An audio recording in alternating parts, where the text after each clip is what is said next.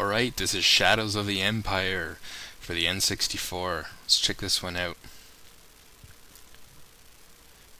This game's of course published by LucasArts, or developed by LucasArts I should say, published by Nintendo for the Nintendo 64.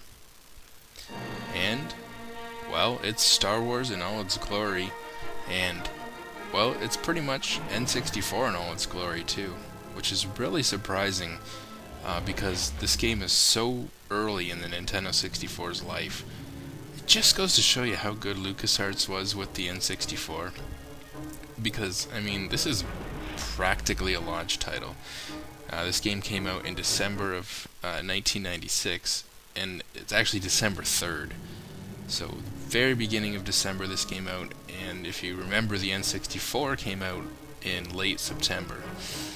And, there weren't a whole lot of launch titles, beyond, Mario 64, Pilot Wing 64. I think there was another one, maybe Wave Race 64, but, there weren't a lot of launch titles. For the most part, most people were busy with Mario 64. And, so, this was one of the first N64 games, other than the launch titles. This game mixes these flying levels with, awesome graphics, smooth gameplay. The physics on the ship, the way you move the ship around, feels so realistic.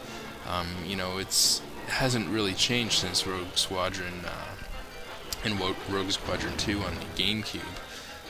The physics and everything from the ship, feels identical. So, really ahead of its time in that regards for the time this game came out.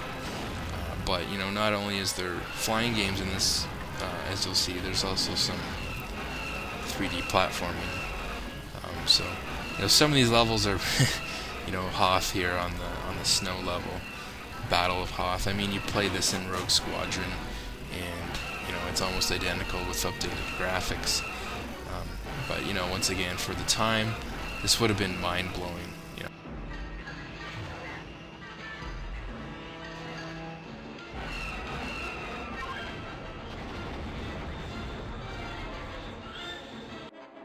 So here you can see the third person shooting, platforming, levels that they've mixed in.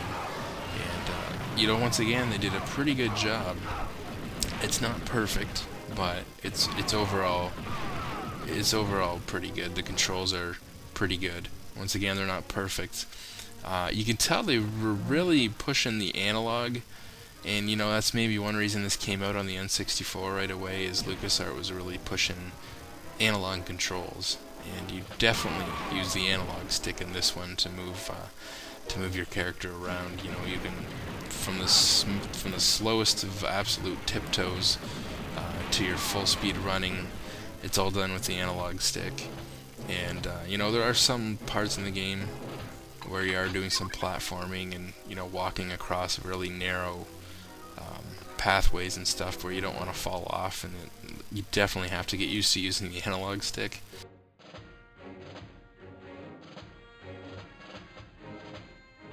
The storyline is you're playing as mercenary Dash Render, and you're helping Luke Skywalker.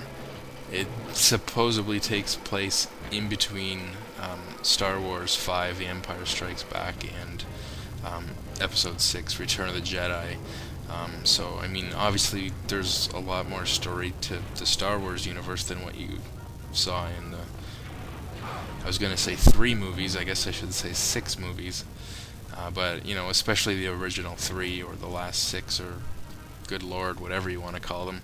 The last 6, but first 3 movies.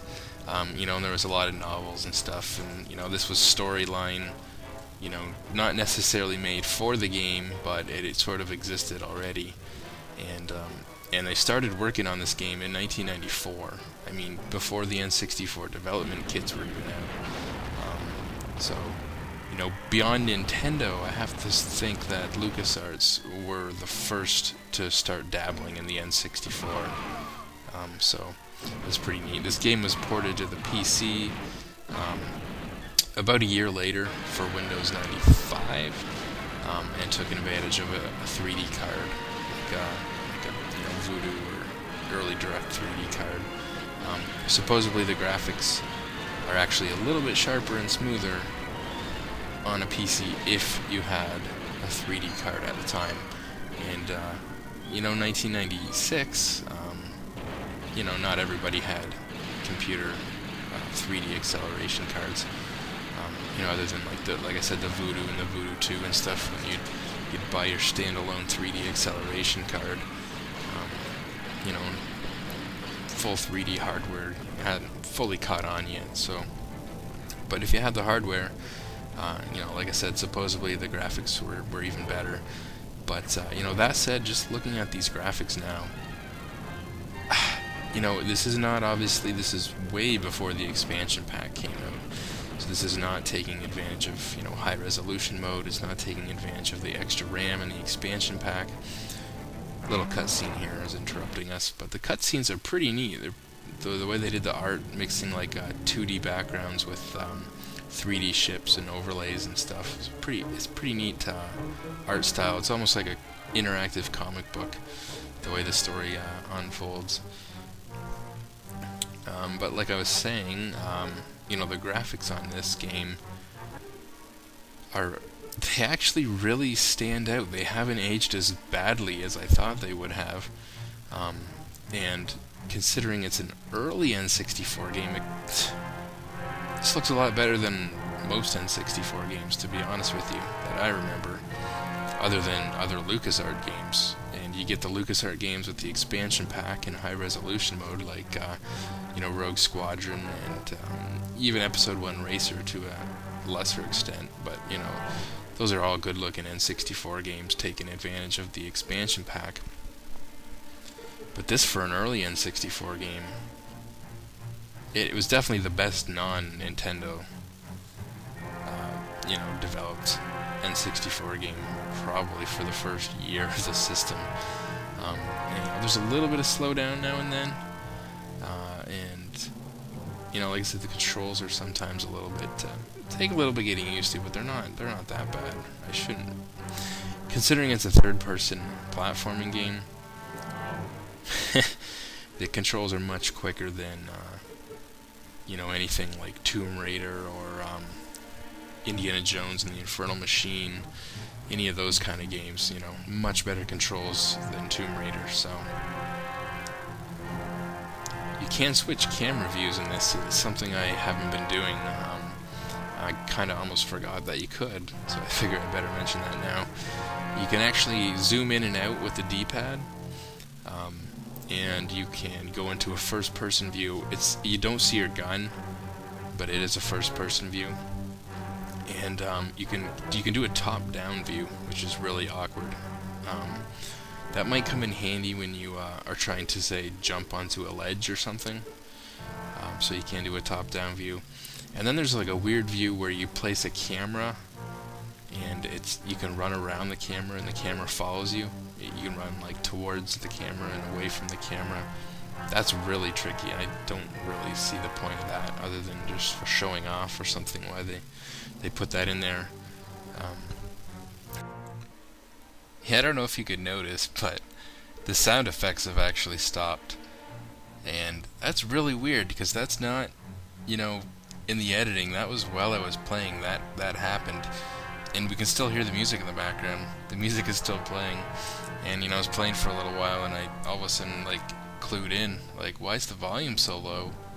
And then I realized that the sound effects had stopped. So it's like the N64 game is glitched, and we're not getting any sound effects. It's really weird. But, yeah, anyways, this game is awesome. It's, like I said, it's totally surprised me. For one of the earliest N64 games, other than the launch titles, this is a pretty good looking game. I really like how they mixed, some shooting in with some third person, and I know there's a lot of other Star Wars games that have done that since, but this is the first I can remember that did that. And doing it in full 3D with the analog controls on the N64, which you gotta remember at the time, just analog controls in these kind of games was a new concept to almost everybody. So, you know, if you're a Star Wars fan, you must pick this game up. This is an absolute must-have. Pretty awesome game overall. See you guys later.